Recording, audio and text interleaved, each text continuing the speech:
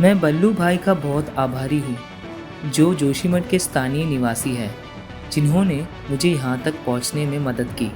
यदि मेरे दर्शकों उत्तराखंड के चमोली ज़िले में किसी भी स्थान पर जाना चाहते हैं तो वह आपके लिए मौजूद है। उनका नंबर मैं डिस्क्रिप्शन में लिख देता हूँ।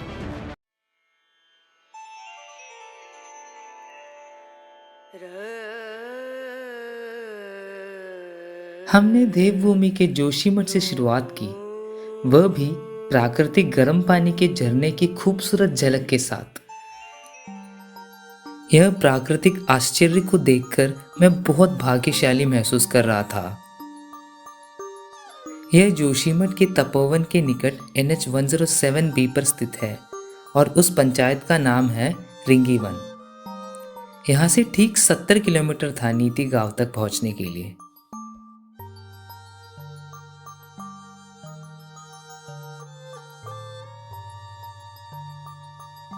ये ऊंचे ऊंचे पहाड़ और बीच में बहती खूबसूरत नदी आपका मन मोह लेंगे। ये नदी का नाम है धौलीगंगा। धौलीगंगा एक अशांत हिमालयी नदी है जो भारत और चाइना के सीमावर्ती क्षेत्रों से निकलती है और भारत के उत्तराखंड के गढ़वाल क्षेत्र में दक्षिण की ओर बहती है। यह गंगा नदी की प्रमुख स्रोत धारा अलकनंदा में मिलती है।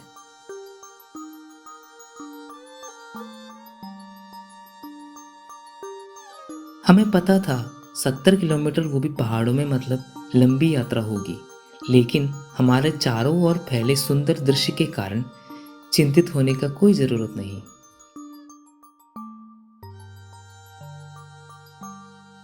यहाँ से आप ऐतिहासिक द्रोणागिरी पर्वत देख सकते हैं, जिसके बारे में कहा जाता है कि यहीं पर भगवान हनुमान ने लक्ष्मण की जान बचाने के लिए संजीवनी बूटी प्राप्त की थी।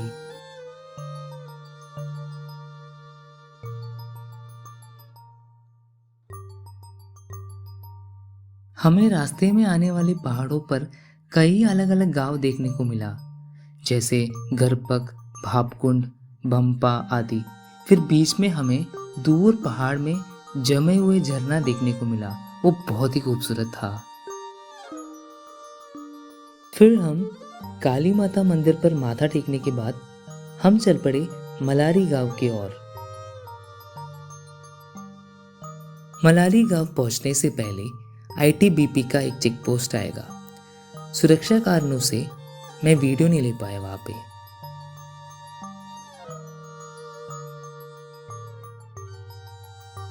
हम फरवरी के महीने में गए थे और इसलिए अधिकांश गांव जहां सर्दियां अभी खत्म नहीं हुई थी वे खाली थे। अधिकांश सड़कें अच्छे थे और बीच में कुछ सड़कें खराब भी मिल रहा था, लेकिन सड़क का काम और नए पुलों का निर्माण किया जा रहा था। अभी हम बम्पा गांव की ओर जा रहे थे। वहां हमें जहां जहां बहुत सारी बर्फ गिरी हुई दिखाई दी। हमारा ड्राइवर जोशीमठ का एक लोकल बंदा था, तो उन्होंने बताया कि 3 दिन पहले भारी बर्फबारी हुई थी यहाँ पे।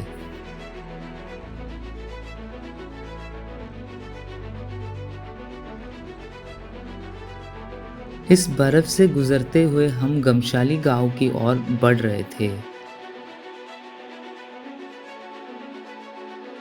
गमशाली भारत के उत्तराखंड के चमोली जिले का एक छोटा सा गांव है।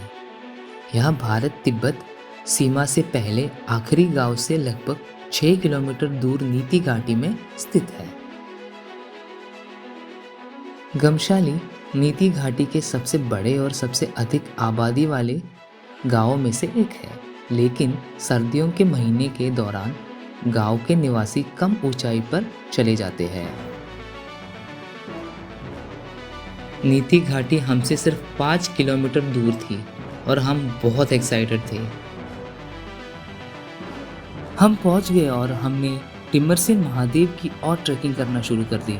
यहाँ से लगभग 2 किलोमीटर दूर था और रास्ते पूरी तरह बर्फ से ढके हुए थे। इस रास्ते पर चलने में बहुत ही मज़ा आ रहा था, क्योंकि हम पूरी तरह से ऊंचे बर्फ से ढके हुए पहाड़ों से घिरे हुए थे।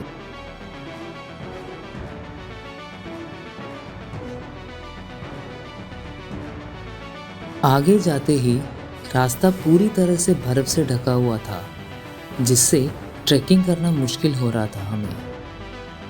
इसे पंचदारा कहा जाता है, जिसमें पानी 5 छिद्रों से निकलता है और प्रत्येक छिद्र के पानी अलग अलग स्वाद में होता है। 1 किलोमीटर के ट्रैकिंग के बाद ही हमें दूर से टिमरसेन महादेव के दर्शन होने लग गया।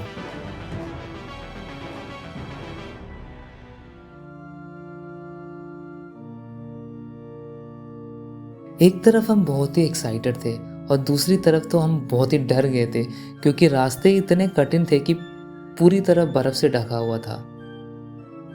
जब हम टिमरसेन महादेव तक पहुंचने ही वाले थे, तब छोटे छोटे सीढ़ियां थे चढ़ने के लिए, पर सीढ़ियां के ऊपर ये जमी हुई काली बर्फ के कारण सीढ़ियां भी हमें भारी पड़ रहा था।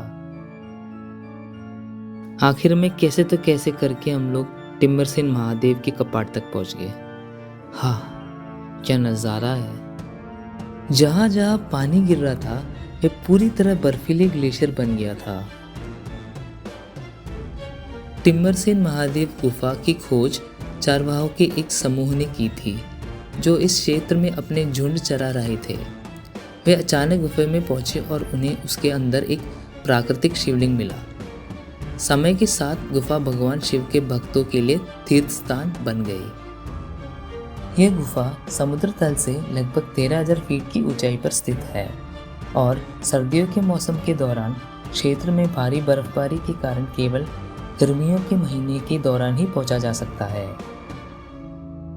टिमरसेन महादेव मंदिर नीति गांव से मात्र 1 किलोमीटर पहले मुख्य राजमार्ग से 700 मीटर की दूरी पर स्थित है। यह मंदिर जोशीमठ से 82 किलोमीटर दूर स्थित है। नीति घाटी भारत के उत्तराखंड के सबसे उत्तरी क्षेत्र में 3,600 मीटर की ऊंचाई पर स्थित एक सुंदर घाटी है। यह चीनी सीमा के करीब है और नीति दक्षिण तिब्बत सीमा की पहले घाटी का एक आखिरी गांव है।